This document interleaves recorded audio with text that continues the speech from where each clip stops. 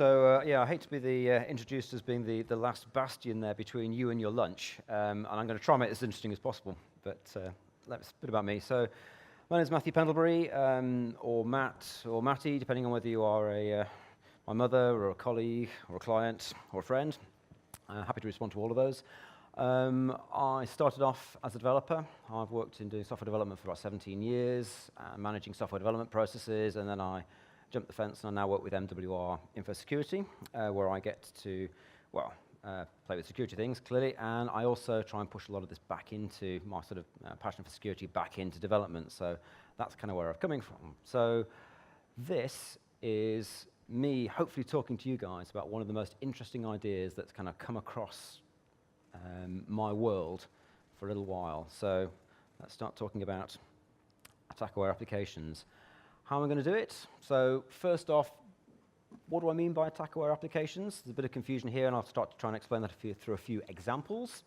Where's the idea originated from? A little bit of that. What's happening in the space? Where can we go with it? What might be happening? What might be developing on it? What can you do with it? Because I think there are things that you guys can do with it pretty much right now, or at least when you get back to your various offices and other places of work.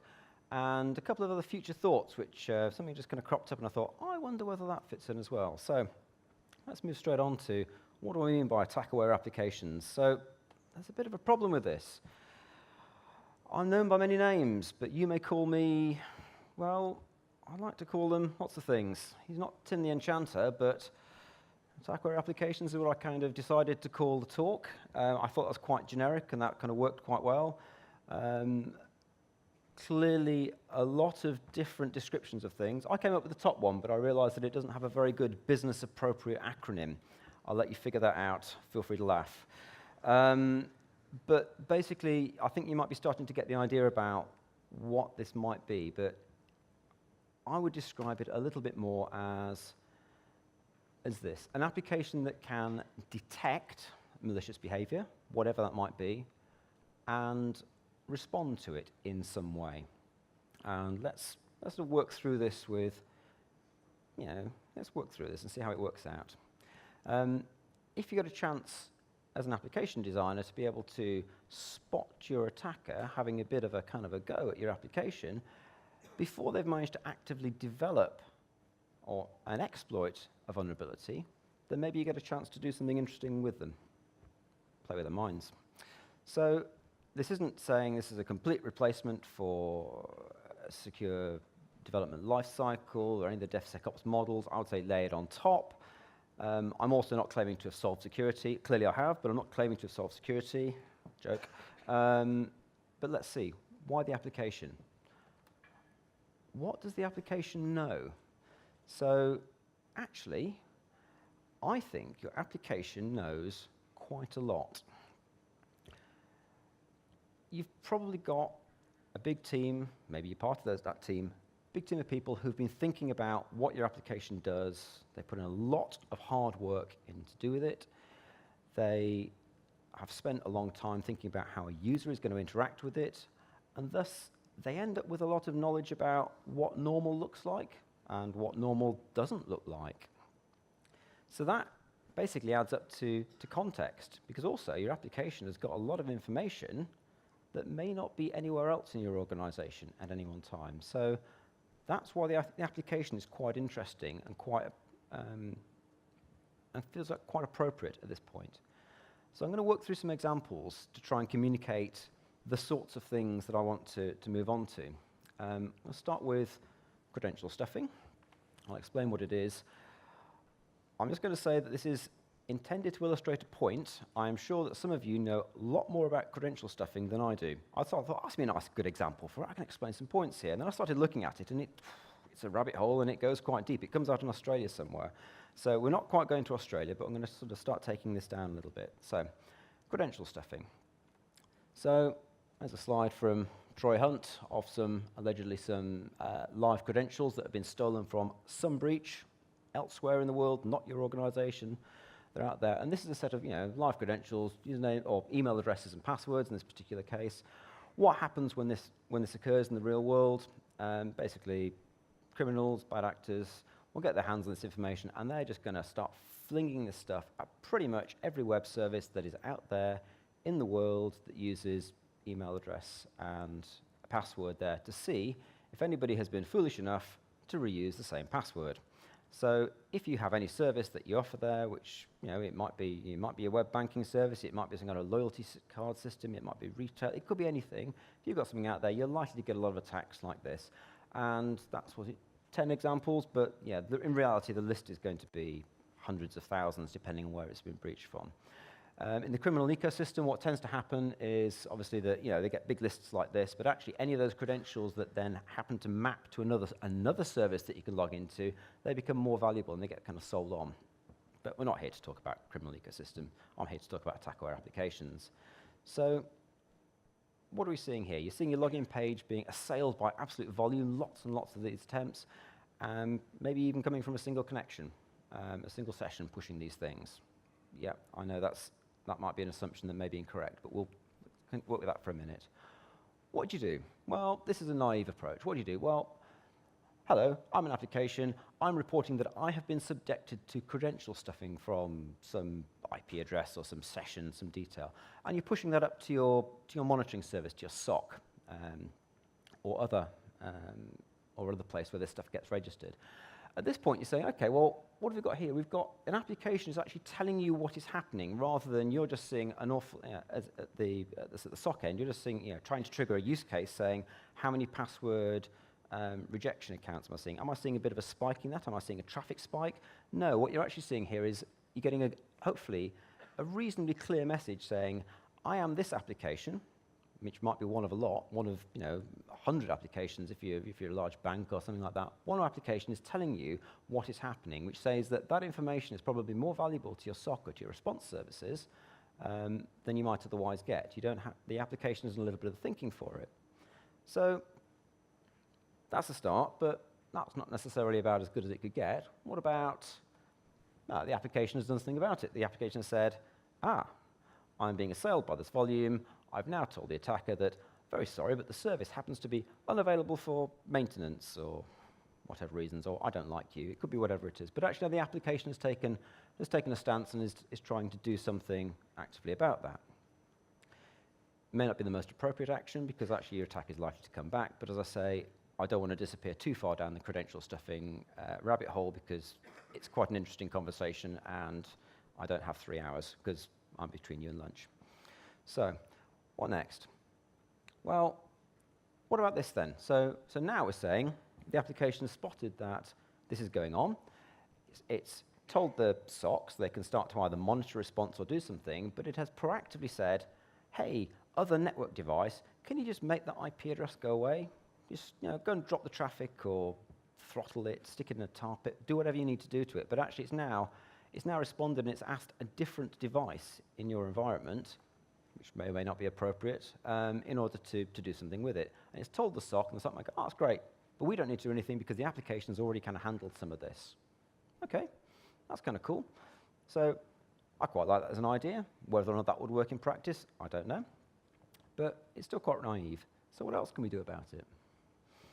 So, okay, let's take something else. Maybe the application wants to change its behavior in a slightly more sophisticated way.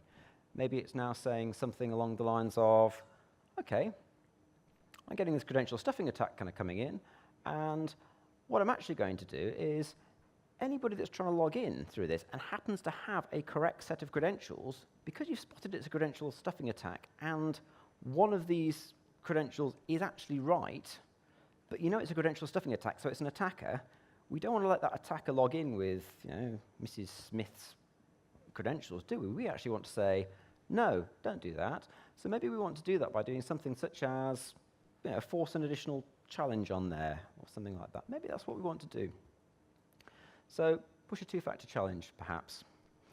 But there's a slightly more sophisticated idea, which might be, actually, why don't we identify which of these credentials the attacker thinks are successful, and we know that they're successful because we actually have the list of credentials on our side, but we are going to proactively push all of those users that unfortunately have shared their passwords and the attacker has got hold of them because we know that we know it's the attacker, we're going to push them through a password reset journey, through a call center or other mechanism as appropriate. And hopefully, that's starting to do something very active there, which is defending your user base, even when they've basically done something a little bit silly. So that's kind of cool.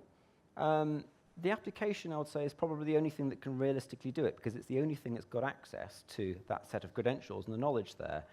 I don't think you could do this if you used another technology, a Web Application Firewall, or even the SOC wouldn't have visibility of this information. They're just probably going to see, for the most part, 200s and 500s and 404s and that sort of stuff.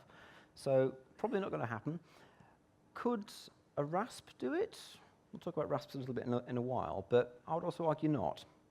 So, okay, so that's one sort of example of this. And actually, this sort of stuff happens a little bit in practice anyway, but let's move on to a different example. So, thinking of probably now an internal application, because it makes a little bit more sense. Think about the whole idea of honey values, honey pots, honey tokens, canaries, terminology. Where do we want to go with this? And think about something that shouldn't be touched or modified, because you've basically you've set a tripwire up. If anything goes over that tripwire, it's a burglar. Or if anything, if anybody kind of like touches the priceless portrait on the wall of the Louvre, then that's somebody trying to steal it. Say set off the alarms. You've made something that's really interesting and very tempting for an attacker. Something that they can't resist, but what you've actually happened or caused to occur there is that the attacker is going to give themselves away to some degree. Something that a normal user is not going to look at and not touch. So the example there of putting a /admin page on your website, that's blatantly obvious. That's probably too obvious, to be honest, which is also why I'd say better as an internal thing. But maybe if you have a user ID or something like that, maybe it is actually the user ID of the user that is interacting with the site. That's fine. Why would you, as a usual, ordinary, everyday user, ever be modifying your own user ID by probably using a proxy and all the rest of it? You wouldn't do that. You know the session as the application. You know that this has changed. You are pretty darn sure at this point that that is an attacker. So straight away, that is a very high fidelity alert, and that is something that you can actively go and go and do some response on. So what do you do? Well, say you could tell your SOC. I would advocate doing this all the time. So you've got a central place whereby you can actually collate this information and kick off responses. You could start doing some things that are saying, all right, I've got this is definitely an attacker, right, not interested in them, not going to talk to them, we'll drop their traffic, make them go away. Here's where it gets a bit more interesting. What if you were instead to say, okay, that's an attacker. I'm going to use some network routing to say, we're not talking, this attacker here was talking to my site, web application a moment ago, but right now, because I know it's an attacker, I'm just going to quietly redirect their session, their IP address, their connection in whatever way, somewhere else. What about to a completely static copy of my site where they can't do any damage? Take a while to potter around that. There's no live data to steal. They may ultimately get a bit confused and wander off, one might hope. You could instead say, actually, we'll take that idea a bit further. What if you have a copy of our website in an identical environment, because it's kind of easy in cloud environments nowadays, isn't it? Submit a separate copy of it, but we don't put any production data in it. Same code, but now you've only got an attacker in here, and if you instrument this thing, let's watch this attacker now trying to poke around on your website and break into it. Well, isn't that an interesting, useful information to say, well, we've figured out how somebody does this in exactly the same way that you kind of get this sort of value out of a bug bounty, perhaps, or maybe in some sort of pen testing thing. So you could also do something that's specific to your application. Clearly, I'm talking about the entire world of applications here. There is quite a lot of variety. It might be something very specific to your application. I don't know. So lots of ideas. Let's leave those fermenting in our brains. Let's talk about another way of doing things. I'm going to call it the sum of small suspicions. And again, this is kind of using a bit of a risk-based model. I know I have to say, in my career, I tend to find that every time I speak to a developer and I mention the word risk, it kind of get kind of a visceral kind of shudder. I don't mean it anything as scary as that. All I mean by it is to say, actually, let's have a bit of a think about this and say, what if it was, you're spotting things, what if you can identify somebody using a copy of Kali or likely to be using a copy of Kali with the right browser user agent and the right sort of underlying stuff, it's not even definitive. You can't guarantee that there are no legitimate users using, a kind of a pen testing Linux for crying out loud, but it is a bit suspicious, yeah? It's a bit like wandering into a bank with a balaclava on. It's not necessarily definitely going to be bad, but it seems moderately likely. But what if you kind of think about a few other things that an attacker's probably going to do? Well, they're probably going to visit, they're going to be scoping out your website, they're going to be picking out all the different bits and pieces that go on in there. Oh, what are all the pages? Are there any interesting bits of functionality that I can find? Got to trial the doors, effectively. They'll be probably spidering the site in some capacity. If you start to spot that and go, somebody spidered the site, it might be a very, very curious end user. I mean, they're even reading the T's and C's. Or, actually, that's a bit suspicious. But it's not enough to say that's definite, but starting to pick some of that up. But maybe you're also saying, well, actually, what do people do when they visit a web banking site? Well, they want to kind of log in, they want to look at their balance, they want to transfer some money, they want to set up a standing order. If that was banking, maybe they do these things. You've probably spent a lot of time thinking about your user journeys. So actually, you have a lot of that information already, and you might start to say, well, actually, there's not following not following these things. There are clearly about 1 million different things that you can pick up here and think, well, that's a bit unusual. I'll pop that into one side and think, well, that might be something that we could have a bit of a look at. So, have a bit of think about that. An observation here, this makes a lot more sense when you have authenticated users as well, because you start to be able to kind of track them a little bit better, but that's just almost like an implementation detail. And also, thinking about it, think about kind of the reputation of the people kind of visiting the site. This one's a bit suspicious. They were a bit suspicious last week. They're a bit suspicious today as well. We've still got kind of that reputation from last week. We're going to continue kind of thinking about that kind of profile a bit. So, a bit of that. Where does that take us to? So, let's take something else. What if you're looking at a slightly different level? Rather than looking at kind of traffic and the way that things are used, let's look at some of your internal functionality here. So, assume this very naive web banking application. Very simple sort of functionality you want to think about, which might be viewing your account and transferring money to somebody else. Let's take a really simplistic example. You're logged in as Alice. It's strange having an audience that's all of whom are called Alice, but you're all logged in as Alice. And an internal function is called which says, I want to transfer money from an account to another account. That internal function is called saying, I want to transfer money from Bob's account to Mallory's account. Hang on a sec. Neither of these people are Alice. That seems very, very weird. It should be, you should be logged in as Bob to transfer money from Bob's account, one might hope. I mean, that seems a bit curious in its own right. You don't necessarily know how that's happened, but straight away, your internal sanity check is going, whoa, that's a bit curious. So, straight away, that's behavior that's quite interesting. Brings me on to a little bit as to, well, how would you write that? I mean, this is pseudocode, but just basically to say exactly that sort of thing. These sorts of actions and behaviors are written as code. If it doesn't seem to make any sense, flag that alert and do something about it. Otherwise, do the normal thing, transfer the funds, which is fine. Yeah, you're logged in as Alice here. You're logged in as Bob or somebody else there. That's all that it is. And actually, in terms of writing applications, a lot of it is, this is the normal case. We test for things, but actually, if there's a case that doesn't seem to add up, let's flag that in some way anyway.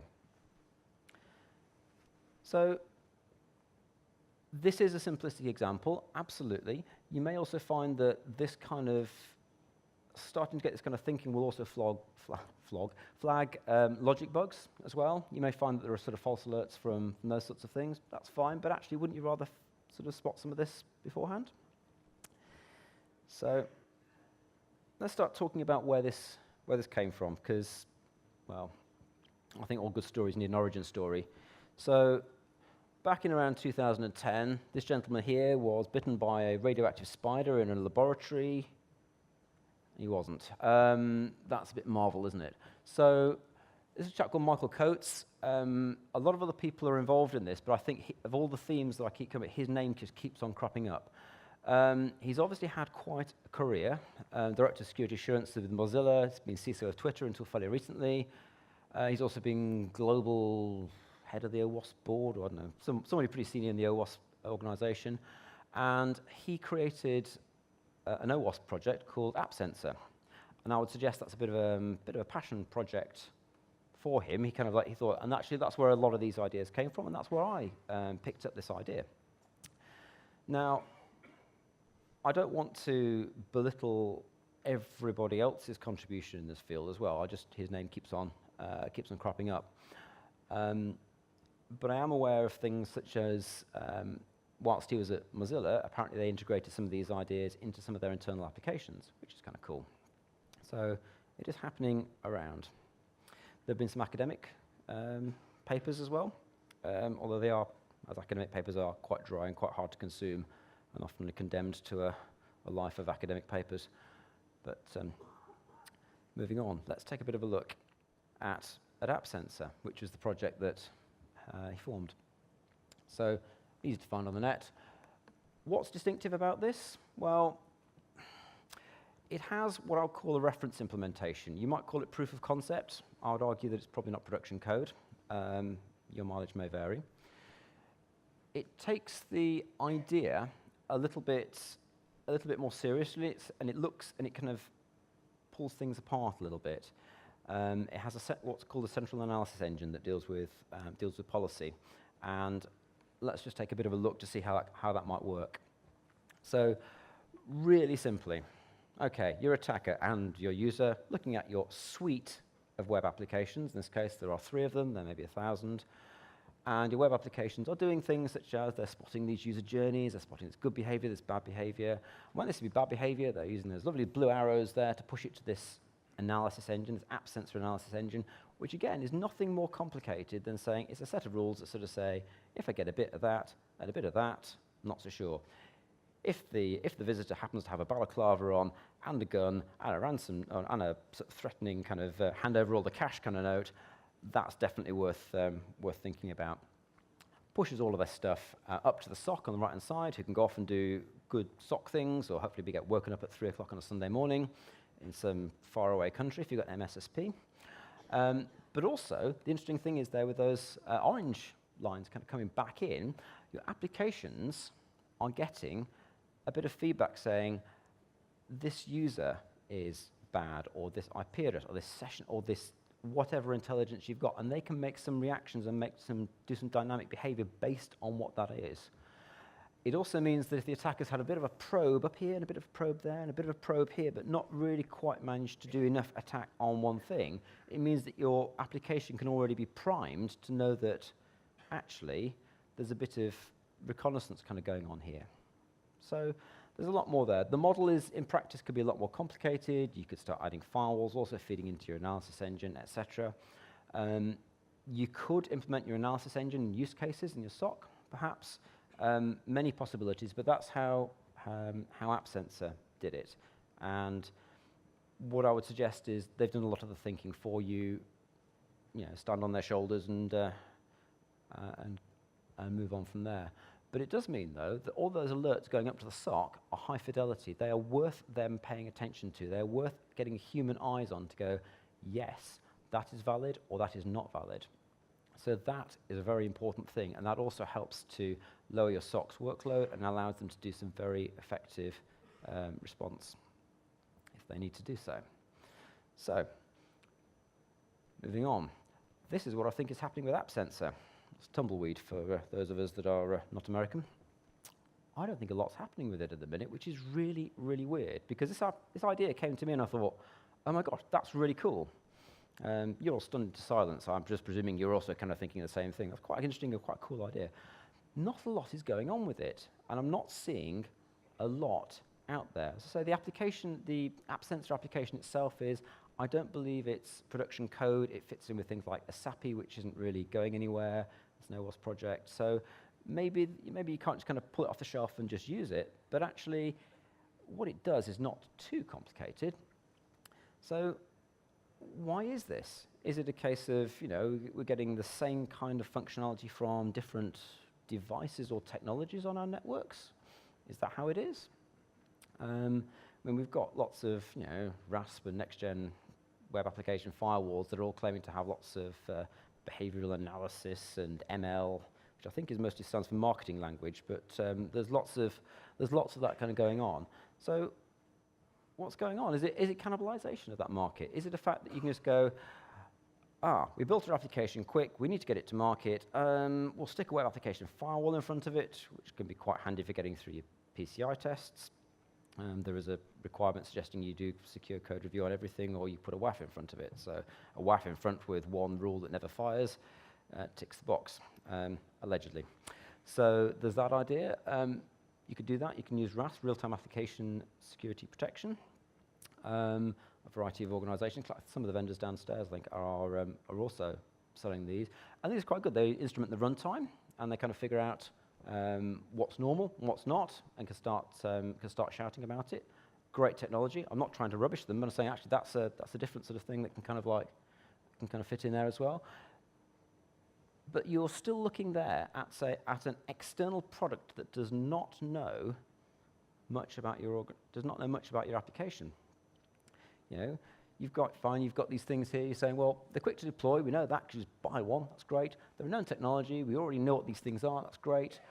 You don't necessarily need a fairly mature life cycle and your developers to be really aware in order to be able to deploy this, and it may be good enough. Yeah. So maybe that's why it's coming along.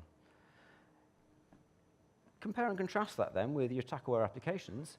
I would say you get much deeper insight into what the threats around your application are, because you're thinking about it from the beginning, you're building it in. But it's relatively unknown, which is why I'm talking to you here, saying, I think this is a cool idea, let's move on. It does take time to implement. There is a cost to that. I think it takes less time than you might think. But let's talk about that. But there is something, with all of these kind of aside, there is something I think that you can do with it today that's really important. And that is this thing, which is to say, you can use it as aspirational for your development teams. If you tell them that actually you can get one over on those nasty pen testers that kind of come along you, and you get a chance to be able to go to them and say, look, I've created something that you really can't break into. Doesn't that kind of sort of say, this is putting the boot on the other foot for a while, rather than the pen testers coming on and say, here's a big long list of stuff that you got wrong, even though you spent X man years making this thing. Absolutely. And that message, for some teams, works really well. The act of doing it, or act of implementing this, really starts to consolidate the thinking about security early on. I would argue it actually acts like a kind of a fairly fine-grained threat model, because you're having this kind of security conversation quite early on. You're actually putting this back into your application, and that's quite valuable. So you're thinking about it early on, you're building it in, that's great. You can bring in other things. Fraud detection is another kind of element that's quite similar. Fraud and security often sit hand in hand, especially in, for instance, financial institutions. But actually bringing that thinking in to say, I don't trust this customer, I'm not quite sure about it. Well, again, extra validation if they want to transfer £1 million offshore. Well, absolutely. But being able to do this can really start to give you that momentum to start moving things forward. So I would usually sort of put this to your development team and say, think about those pen testers that always manage to give you that great big report. Yes, 22-year-old comes in and looks at the kind of the 5 man years worth of work you put into this thing, and then they, 3 days later, they come up with this massive report of woe, half of which you don't even understand. It is unfortunately part of what it is. You think, actually, if you've got that kind of relationship, start to work with that and say, well, think about how can you get one over on those pen testers? play with their minds. Think about all the things that you could do that would really, really make their lives hard when they're trying to poke around, check which doors are open, which ones are closed. Oh, it's open. Oh, no, it's closed. Those sorts of ideas. So then everything is not quite the same because you have detected them quietly, and you're now starting to basically use all of your evil wiles in order to do something with it. So it means that they're still looking, your pen tester is looking at this as a black box, then they're also finding it much, much harder to get to grips with. I work with pen testers, and I know that this is true. Absolutely true. They get self-doubt after about 2 days. You want to say a 3 or 4 day test. After 2 days, they're asking their colleagues, I can't find anything on this report. What do you think it could be? And they really, because they're motivated to find stuff. And actually, it's clearly the wrong thing, because actually isn't the happiest thing in the world to see a pen test report that's got no vulnerabilities in because the development team and the organization have done it right? I think that's awesome. But that's kind of where it kind of comes from. So I'm going to start closing down with a few bits and pieces. Some advice that I would give, having looked at this, not having implemented it at scale. I have kicked off some projects to start doing this. I don't have any results to share with you. But have a think about the AppSensor detection points. They've already done the thinking on this. It's all open source. You can pull that down nice and easily. About 50 different things that you can look at and you can report. If you standardize it and anything comes along in the future, that's where it's likely to go. As you say, stand on the shoulders of those guys. They've already done a lot of good thinking. Start there. I'm hoping there may be more in this space, but also don't feel that you have to implement the whole thing. Start with just a couple of detection points and move on from there. It's the classic perfection being the enemy of the good. Don't do that. So I've got kind of a closing idea just to throw into this before we go into questions, which is, so MWR is a sort of research-led organization, and I came across something which is kind of a bit sort of left field, and I thought, there's something here that I think fits in with this whole attack-aware application thing quite well, and it's the idea of active defense. So, okay, let's take active defense. The sort of the far side of that is hacking back, which is don't do it, not legal. Not yet, okay? There have been moves in both the US and the UK in order to start removing some of the legal implications of actually conducting active defense against attackers. The UK National Cybersecurity Strategy, 2016 to 2021, and in the States, the Active Defense Certainty Bill, and there have been other moves as well. There's a lot more. It looks to us, but we don't know where it's going to go, that there is more writing on the wall that we may be able to take a more active stance against attackers. That might be just doing things like, okay, we're pretty sure we're being attacked. We can go and profile their site. We can go port scan it or something. That might be a thing. But your application's in a great place to do some of this sort of stuff. However, not quite yet. So keep your eye on the kind of the ball and see where it's going to go.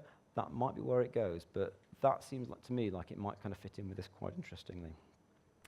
So that's what I'm going to say today. I'll be happy to take any questions.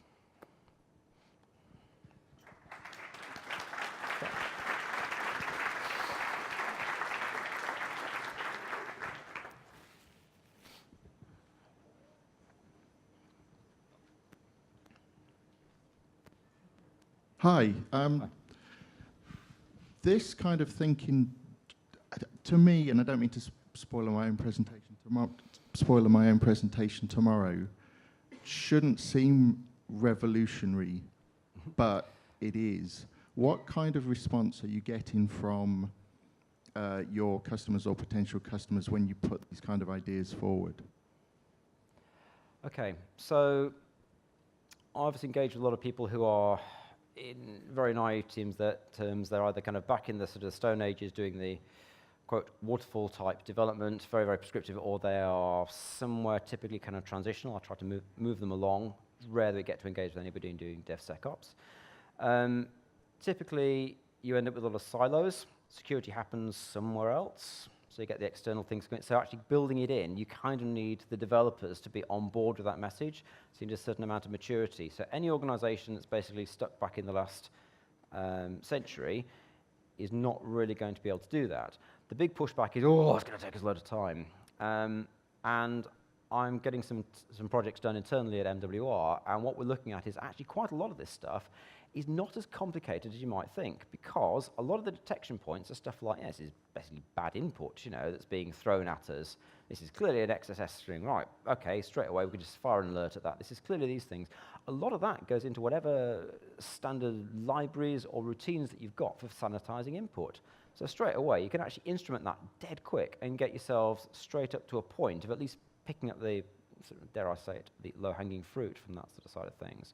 So it tends to come down to, that's a nice idea, but I'm more interested in getting this product to market tomorrow, so I now have 200 pen test findings to remediate. So I absolutely agree with you. The idea is not revolutionary, which is why we're sort of spotting this kind of starting in about 2010, but it's just not going anywhere. And whilst I asked the question in the title of my talk, what has happened to these attack-aware applications, I was kind of hoping that you guys are going to go, oh, Matt, you know what? There's this and there's that and the other thing. And I'll go, okay, I feel very humble now, but now I know.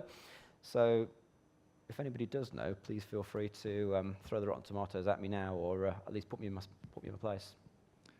Hi, same question. Again, hi, I'm Nick Drage. I'm presenting last tomorrow. I'm trying not to turn this into a self-promotion exercise. But I completely agree with you. There's nothing out there until you really look for it. Yeah. And then there's a lot. It's a case of get out there and find it. And I shall be the first person running up to the stage to talk to you while everybody else goes to have lunch.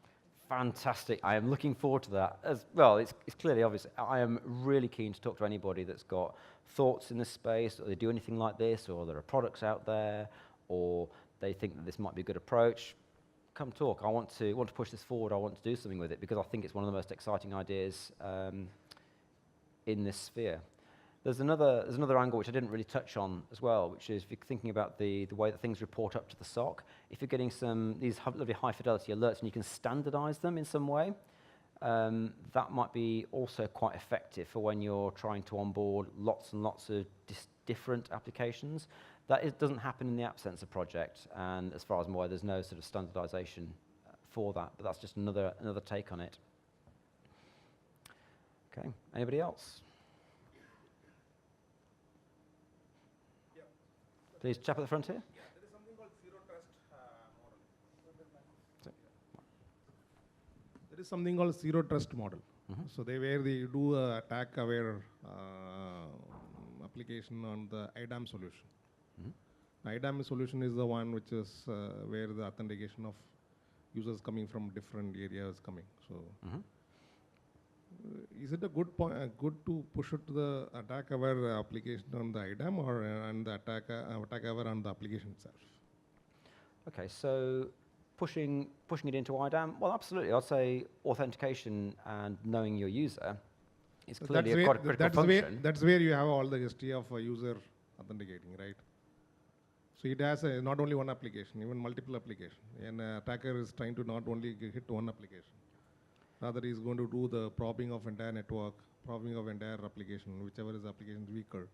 So he's going to do an attack on an application which is not even attack-aware application. Yeah. So the IDAM is an important part of your bigger solution. You have a set of applications. You have another set of applications which can each respond and go, oh, I'm not thinking this is great. I'm spotting some user behavior that can then be fed back into your IDAM solution. The problem you've got is that IDAM is typically, but not always, consumed as a service from an external product, and the products and the services are not yet sort of aware of being able to take sort of a lot of feedback in to say, actually, I'm now suspicious about this user. So, yes, it's part of the big solution, but I don't think they're quite mature enough yet to be able to do that. Okay, how easy is it to integrate this AppSense, whatever, into any application? Like, what are the different type of application? Mobile application, web application. How is it? How easy is it to integrate? It depends how your application's been designed. It's how long is a piece of string in some respects, and I know they manufacture string in continuous lengths nowadays, so that's a bit of a problem. It depends how your application is structured. If you have things that are consistent, such as libraries for using things, saying doing authentication, for doing input validation, output encoding, lots of things like that, you can actually, there's some places here you go, these are really, really good places just to integrate a quick check. So you can start to get some of that relatively quickly. In terms of doing the whole thing, kind of going, saying, actually, we're going to look at it and we're going to be as sophisticated as we possibly can. Well, you're never going to quite get there. You're always going to be finding more and more interesting ways to do it that get more and more sophisticated and harder to spot. So it's it's kind of a big curve, look a bit like that. I think getting up there as soon as you can is a great thing to do. Getting that sort of top, getting right to the top. You're never going to quite, get to 100%, but you're always going to be trying there as you kind of go, oh, I've got some more sophisticated ideas as to how to detect some of the really top-tier attackers in here, and you're always going to be adding in more checks, and and as you start to do that, they're just going to take longer to implement. So, thank you very much, Matt. thank you, everyone. So lunch is served.